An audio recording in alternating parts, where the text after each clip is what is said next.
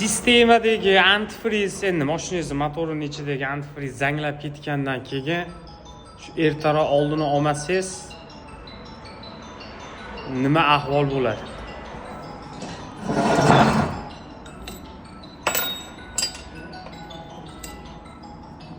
Mana aka. Juda yomon holatda zanglagan, qaranglar. Chiritib tashlaydi-yu, polni chirigan joylarini olib tashladi.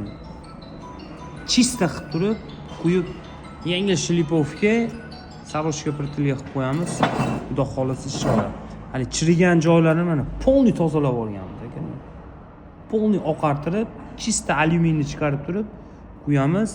Zavod holatga keladi. Xudo xolasa bo'lgandan keyin ham va'da bermayman, harakat qilib beraman, tayyor holatini ko'rsatishga. Mana antifrizda surov o'tib ketsa, shu holatga olib keladi.